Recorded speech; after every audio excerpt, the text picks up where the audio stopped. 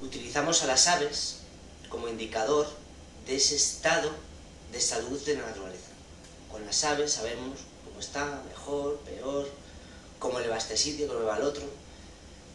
Entonces, con estas aves, con estos estudios científicos que hacemos con las aves, hemos determinado una serie de zonas para toda Europa, de hecho, en todos los países del mundo, que son zonas importantes para las aves, lugares donde hay un alto valor ecológico.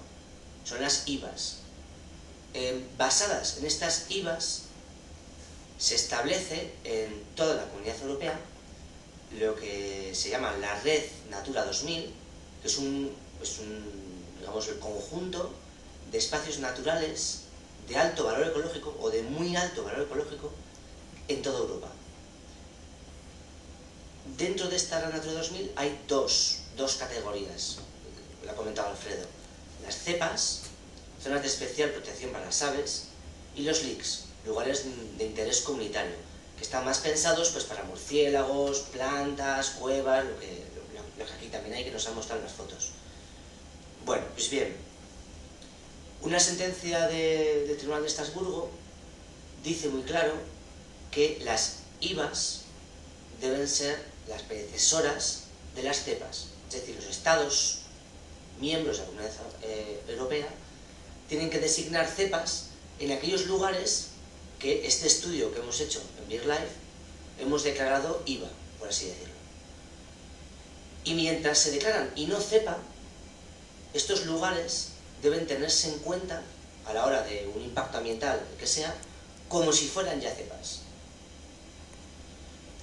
Bien, en este sentido,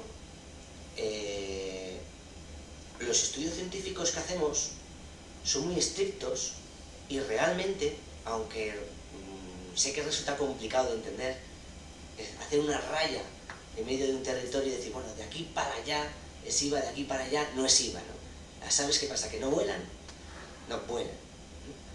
Pero buscamos aquellos lugares que son especialmente importantes para mantener a las aves. Lugares donde crían, lugares donde cazan, lugares donde están en periodo de extinción. Entonces, esta cepa, que se denomina desfiladeros del río Jalón, esta cepa fue declarada principalmente por las especies que crían en los roquedos, como nos han enseñado, los buitres, los halcones, el águila real, pero sobre todo por una especie que está en periodo de extinción en toda Europa y en Aragón, que es el águila perdicera, que nos han enseñado una de las fotos, una águila preciosa. Esta águila perdicera, antaño, pues ahora más de 20 años tal vez, tenía uno de sus territorios de cría precisamente donde va la presa. Entonces, ¿qué ocurre? Pues que por eso la IVA, nos enseñó el mapa que nos hizo Alfredo, la IVA recogía la zona de la presa. Y por tanto la cepa tiene que incluir esta zona, que finalmente la incluye, ¿no? Es imposible, literalmente imposible, recuperar una especie en peligro de extinción si aquellos lugares donde criaba antes nos los cargamos, hablando así en plata. Los destruimos, es imposible, jamás la recuperaremos. Aproximadamente en Aragón, y es una autonomía que tiene un porcentaje alto, el 28% de Aragón es Red Natura 2000, o CEPA o LIC, lo que os comentaba, y el resto de Aragón no. Entonces el Parque Nacional de Ordesa, Guara, Moncayo, están incluidos, están dentro de esta red también. ¿Qué ocurre? Pues que en estos lugares normalmente nunca se establecen o se prevén proyectos de este tipo, porque por así decirlo nos queda el 70% de Aragón para decidir dónde colocar un embalse, en el hipotético caso de que fuera necesario. Partiendo de ahí, como os comentaba, jamás recuperaremos estas especies si no tenemos los lugares donde criaban antes en buen estado, en su hábitat protegido y recuperado. Bien, hay un punto de inflexión aquí que es interesantísimo lo que está ocurriendo en Mularroya. ¿Hasta qué punto es importante esta cepa, este lugar?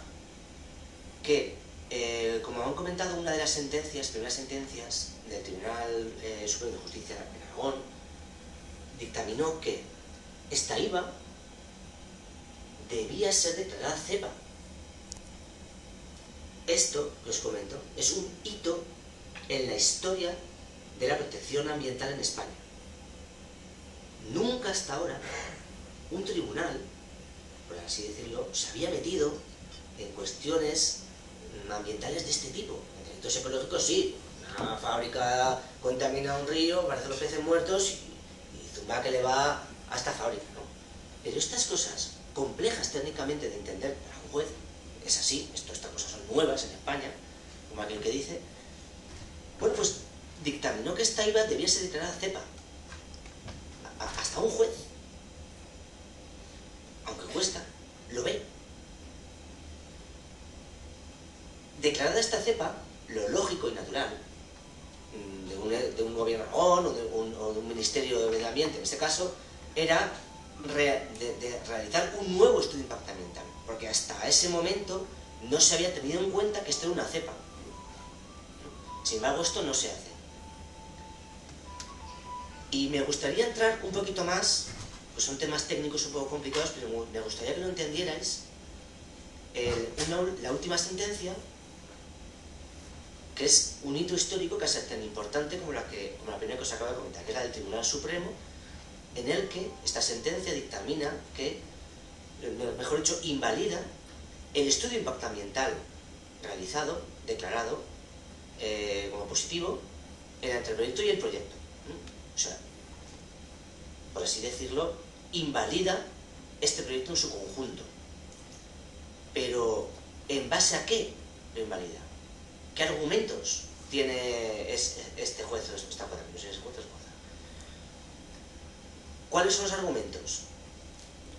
Que el estudio de impacto ambiental, las medidas correctoras para evitar el impacto de esa masa de agua sobre la vegetación de la ribera,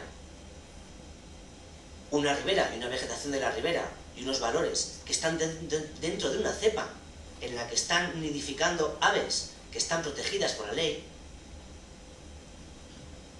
dictamina este juez que lo que dice ese estudio de impacto ambiental no es suficiente.